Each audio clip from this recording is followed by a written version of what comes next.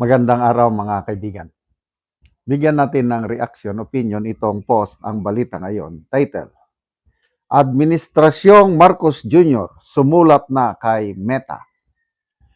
Nagpadala ng opisyal na liham ang Department of Information and Communications Technology at Presidential Communications Office kay Meta CEO Mark Zuckerberg upang hilingin ang agarang aksyon laban sa pagkalat umano ng fake news sa Facebook. Ayon sa dokumentong may pitsang April 10, 2026, binigyan diin ng pamahalaan ang lumalalang epekto ng maling impormasyon, lalo na sa gitna ng krisis sa langis at pagtaas ng presyo ng mga bilihin. Sa liham, iginit ng gobyerno, the Philippines is currently confronting heightened economic and public vulnerability driven by the ongoing global crisis. The rapid proliferation of false, misleading, and panic-inducing content poses a direct and escalating threat to public order, economic confidence, and national security. Partikular ding tinukoy sa liham ang ilang uri ng content na nais tutukan kabilang ng peking ulat tungkol sa kalusugan o pagkamatay ng mga opisyal ng gobyerno lalo na ang Pangulo. Maling advisory sa presyo ng langis at supply ng enerhiya. Maling advisory sa disinformation laban sa financial institutions. Mga peking pahayag kaugnay ng law enforcement o military operations. Coordinated na online behavior laban sa gobyerno. Ayon pa sa liham, fabricated medical status documents falsely alleging illness of senior government officials, particularly the President of the Philippines. Malicious spread of false news results in public panic, artificial distortions, or disruption in the supply of essential goods. Bilang tugon, hiniling ng DICT at PCO ang mas mahigpit na hakbang mula sa Meta kabilang ang mas agresibong pagtukoy at pagtanggal ng high-risk disinformation. Mas mabilis na government flagging at takedown systems. Real-time coordination sa urgent cases. Mas malinaw na response timelines, regular transparency reports. Dito tayo mag-focus mamaya sa transparency reports. Binigyan din ang 48 oras ang Meta upang kumpirmahin ang pagtanggap ng liham at 7 araw para maglatag ng konkretong plano ng aksyon. Babala ng pamahalaan. Nagbabala pa pala. Failure to take prompt and sufficient action shall constrain the Philippine government to consider appropriate regulatory and legal measures. Anong ibig sabihin nitong papahinto nila ang operations ng Meta sa Pilipinas? I don't know. Hindi na ka.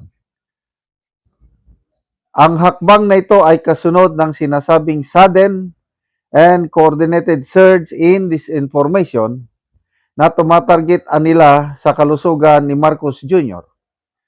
Isang isyong naging laman ng diskusyon sa social media nitong mga nakaraang araw.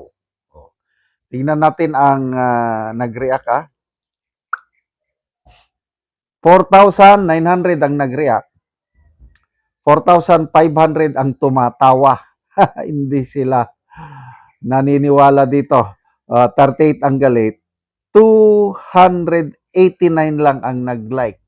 So, ilang percentage sila nag-like? Mga 2% lang ang nag-like sa hakbangin ito. 98% hindi na naniniwala. Okay. Against ako sa fake news or disinformation. Kaya kung may mga nagpapakalat ng fake news, dapat tugisin at panagutin sa batas dahil merong dalawa yan eh. Pwedeng cyber libel dahil sinisiraan nila ang isang tao. Pwede rin yung fake news article violation ng Article 154 ng Revised Penal Code. Habulin ninyo. Kasi meron talaga mga nagpapakalat ng fake news. Kailang, on the other hand, hindi mo rin masisi ang taong bayan na nag-speculate kasi nga malabo ang hindi transparent ang gobyerno. Oh, bakit hindi nila maipaliwanag yung sino bang nag-post noon? Basta nasa mainstream media, either GMA ba yung, I'm not sure yung nagpalabas sila ng video na ang Pangulo nagtratrabaho sa Malacanang to prove na malusog ang Pangulo. Kaya lang yung inilabas nilang video, kasama si dating namatay na Secretary Juan Ponce Enrile. O ano ngayon? Sinong nagdi-disinform? Sino ang nagpe-fake news? O di ba yung mainstream media na yon? Isa TV station, I'm not sure kung nasa 3 malalaki na yan. Oh, sila ang nagpapakalat. Yung isa pa, may picture, I don't know sinong nag-post. Again, pinapalabas nila na malusog ang Pangulo, nagtatrabaho. Ang inilagay na litrato, nandun si dating Executive Secretary Bersamin. Oh, ano pa? Yung Easter Sunday picture ng Pangulo with his family. Kahit ordinaryong mata, kahit hindi ka expert, makikita mo doon na throwback picture yun sa aking pagtingin dahil malusog ang Pangulo doon. Yung basta inaamin naman ng Malacanang, inaamin ng Pangulo na pumapayat siya. Bakit biglang tumaba nung Easter Sunday picture? Kaya dahil sa kagagawang ito ng gobyerno, kaya ang taong bayan nag-i-speculate, kaya kung ano-ano lang na ipopost. But then, sige, habulin niyo. Sana aksyonan ng Meta ito para maiwas-iwasan o matanggal ang pagkalat ng fake news. Sana naman, ang gobyerno, ang mainstream media, wag naman mag-post ng mga misleading na mga videos and pictures. Huwag nyo namang lukuhin, huwag nyong itrato ang taong bayan na utso-utso, na maniwala na lang kami sa lahat ng ipost ng gobyerno. Salamat mga kaibigan sa inyong pagsubaybay sa ating channel. Nakakatulong kayo ng malaki sa tribong Talandig ng Bukidnon dahil ang income natin sa channel na ito is pantulong po sa tribo.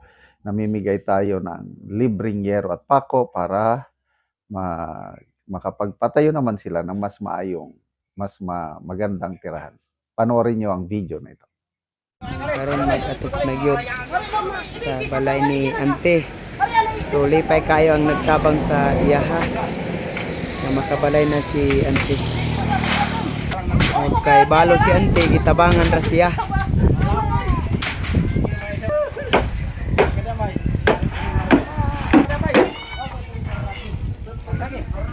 Kabalay na gyud si Ante.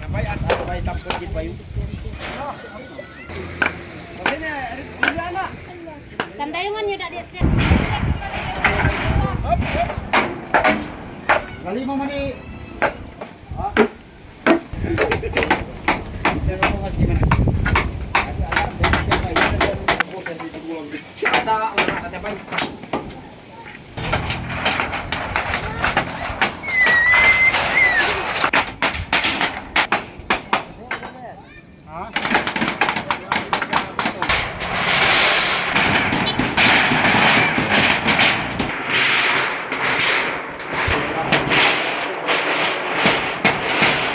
na, madayo, madaw pa.